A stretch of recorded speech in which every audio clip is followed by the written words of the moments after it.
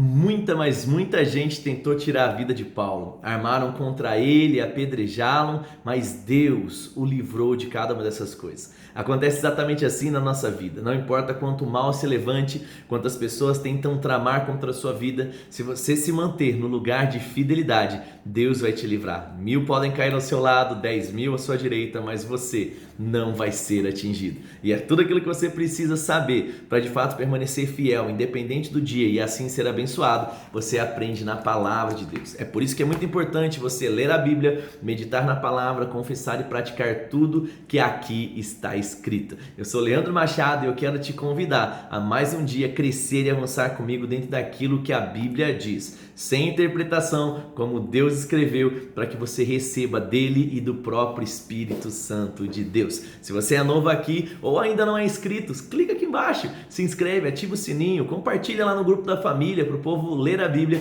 e também ser tão abençoado quanto você. Pega a sua Bíblia ou aumenta o som, porque nós vamos agora de Atos, capítulo de número 22, verso 30. Depois vamos ler Atos 23, de 1 a 22, Juízes 19 e Salmos 44. Então bora lá. Atos, capítulo de número 22, ele diz assim no verso 30. No dia seguinte, o comandante ordenou que os principais sacerdotes se reunissem com o conselho dos líderes do povo. Queria descobrir exatamente qual era o problema, por isso soltou Paulo e mandou que trouxessem diante dele. Nós estamos vendo aqui Paulo sendo preso, tá bom? É isso que está acontecendo. Vamos lá, capítulo 23, verso 1.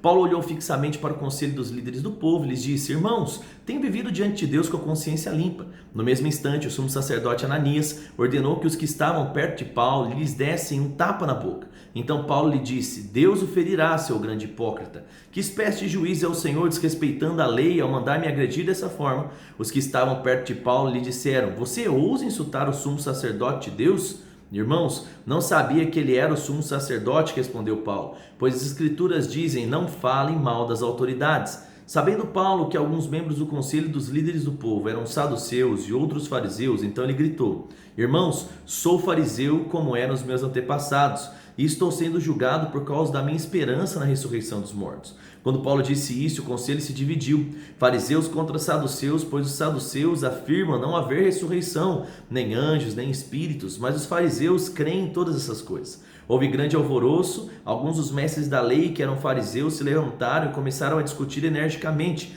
Não vemos nada de errado com este homem, gritavam. Talvez um espírito ou um anjo tenha falado a ele. A discussão ficou cada vez mais violenta e o comandante teve medo de que Paulo fosse feito em pedaços. Assim, ordenou que os soldados o retirassem à força e o levassem de volta à fortaleza. Naquela noite, verso 11, o Senhor apareceu a Paulo e disse: Tenha bom ânimo, Paulo. Assim como você testemunhou meu respeito aqui em Jerusalém, deve fazê-lo também em Roma. Na manhã seguinte, alguns judeus se juntaram para conspirar, jurando solenemente que não comeriam nem beberiam antes de matar Paulo. A conspiração envolveu mais de 40 homens. Foram os principais sacerdotes e aos líderes do povo lhes disseram: Juramos solenemente sobre pena de castigo divino que não comeremos nem beberemos antes de matar Paulo. Agora, peçam vocês o conselho dos líderes para que o comandante traga Paulo de volta ao conselho. Finjam que os senhores desejam examinar o caso com mais detalhes e nós o mataremos no caminho. Contudo, o sobrinho de Paulo, filho de sua irmã, soube do plano deles e foi à fortaleza contar ao tio. Então Paulo mandou chamar um dos oficiais romanos e disse: Leve este rapaz ao comandante, ele tem algo importante a falar. O oficial o levou ao comandante e explicou: O preso Paulo me chamou e pediu para que trouxesse ao senhor esse rapaz, pois ele tem algo a contar. O comandante tomou o rapaz pela mão e o levou até a parte e disse: O que você tem a dizer? Perguntou. O sobrinho Paulo respondeu: Alguns judeus pedirão que o senhor apresente Paulo diante da reunião do conselho amanhã, fingindo que desejam obter mais informações. Não acredite neles. Há mais de 40 homens emboscados para matar Paulo. Juraram solenemente sobre pena de castigo divino que não comeriam ou beberiam antes de matá-lo. Então, estão de prontidão, apenas esperando sua permissão. O comandante então despediu o rapaz e o advertiu: Não deixe ninguém saber que você me contou isso. E aí a gente já sabe o que vai acontecer, mas você vai ler comigo e vai saber no próximo vídeo o que acontece aqui. E nós vamos ver que Paulo vai viajar e aí vai ser julgado, né? Ixi, aí como será que vai terminar? Essa história, fique tranquilo, porque ela acaba bem, né? Dependendo do ponto de vista, mas ela acaba de fato bem. Bora lá então avançar mais um pouquinho, né? Nós vamos agora para Juízes, capítulo de número 19, Vamos lá, Gênesis, Êxodo, Levítico, Números, Deuteronômio, Josué, Juízes. Bora lá, não é? Antes de 1 Samuel, então se você chegou aí em 1 Samuel, volta um pouquinho, Juízes 19, já estamos aí quase indo para o fim do capítulo de Juízes, né? Tem só 21 capítulos. Então, Juízes, capítulo de número 19. Chegou lá comigo ou não? É isso aí. Bora lá então. Ele diz assim, ó. Capítulo 19, verso de número 1.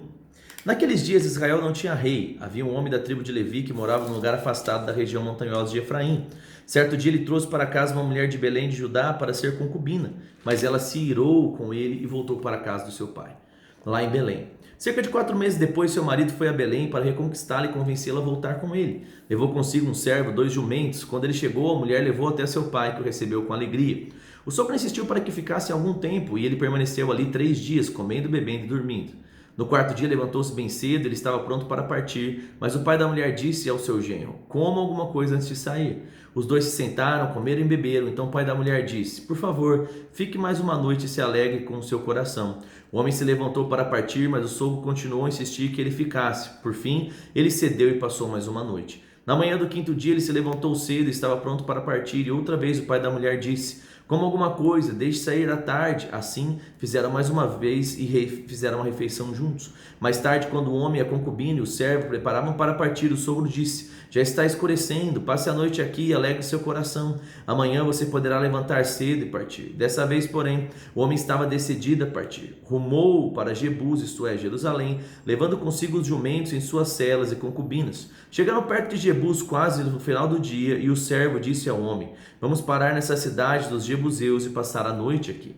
O seu senhor respondeu: não podemos ficar numa cidade estrangeira que não pertence aos israelitas. Vamos prosseguir para Gibeá. Venha, vamos tentar chegar a Gibeá ou Ramá e passaremos a noite numa dessas cidades. Então prosseguiram. O sol estava se pondo quando chegaram a Gibeá, uma cidade do território de Benjamim, e ali pararam para passar a noite. Sentaram na praça da cidade, mas ninguém lhes ofereceu nada para hospedá-los. Ao anoitecer, um homem idoso voltava para a casa do trabalho no campo, e era da região montanhosa de Efraim, mas morava em Gibeá, onde os habitantes eram da tribo de Benjamim. Quando viu os viajantes sentados na praça da cidade, perguntou de onde vinham e para onde iam.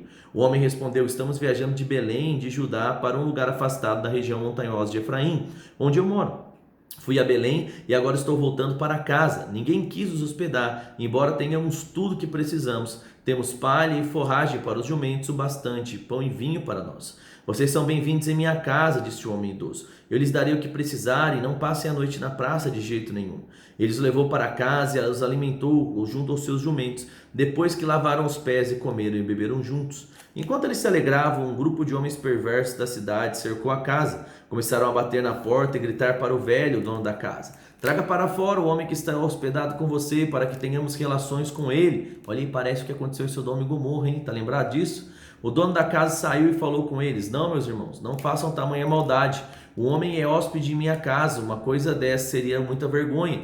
Tomem minha filha virgem e concubina do homem e as trarei para fora. Vocês poderão violentá-las e fazer o que desejarem, mas não façam coisa alguma, segundo eles, na minha casa para com os hóspedes. Eles, porém, não deram ouvidos, então o levita pegou sua concubina e empurrou para fora. Os homens da cidade abusaram dela e estupraram a noite toda. Por fim, quando o sol começou a nascer, eles a largaram. Ao amanhecer, a mulher voltou para casa, onde o marido estava hospedado. Caiu junto à porta da casa e ali ficou até o dia clarear. Quando o marido se levantou e abriu a porta para sair e seguir a sua viagem, ali estava a concubina, caída à porta com as mãos na soleira. Ele disse: levanta-se, vamos embora. Mas não houve resposta. Então ele pôs o corpo da mulher sobre o jumento e a levou para casa. Quando chegou em casa, pegou uma faca, desmembrou o corpo da concubina em 12 partes e enviou uma parte para cada tribo do território de Israel. Todos que viram isso disseram: desde que os israelitas saíram do Egito, nunca se cometeu um crime tão horrível. Pensem bem, o que vamos fazer? Quem vai se pronunciar? Meu Deus, que história louca, que história louca. Olha como a maldade chega num ponto da galera, nossa, abusar da mulher a noite inteira. Por isso que morria mesmo, por isso que vinha raio, vinha terra engolir os caras do meio. Misericórdia, o povo misericórdia. Nossa, misericórdia. Não tem nem palavra para falar. Ai, que dó, misericórdia, misericórdia. Como o homem é mau, como o homem é ruim. Nossa, só Deus mesmo, né? Só Deus na causa para dar chance e tudo mais. E a gente vai ver o que vai acontecer no próximo capítulo. E aí a gente entende o que é que vai acontecer. Ah, misericórdia. Vamos lá. Salmos 44. Ele diz assim, ó Deus, ouvimos com os próprios ouvidos, nossos antepassados nos contaram tudo o que fizeste em seus dias, muito tempo atrás. Com teu poder expulsaste as nações, estabeleceste teu povo na terra, esmagaste os povos inimigos e libertaste os nossos antepassados. Não foi por suas espadas que eles conquistaram a terra, não foi pela força dos seus braços que alcançaram a vitória. Foi pela tua mão direita e pelo seu braço forte, pela luz intensa no seu rosto, foi por causa do seu amor para com eles. Tu és meu rei, meu Deus, decretas vitórias para Israel. Com teu poder afastamos os nossos inimigos. Em teu nome pisoteamos os nossos adversários. Não confio no meu arco, não conto com a minha espada para me salvar. Tu nos concede vitória sobre os nossos inimigos e envergonha aqueles que nos odeiam. Ó Deus, o dia todo te damos glória e louvamos o teu nome para sempre. Agora, porém, tu nos rejeitaste e nos envergonhaste. Já não conduzes os nossos exércitos para as batalhas. Tu nos fazes bater em retirada diante dos nossos inimigos e permites que sejamos saqueados por aqueles que nos odeiam. É óbvio, os caras eram tudo infiel, né? E Deus como Deus abençoar, né, o povo infiel.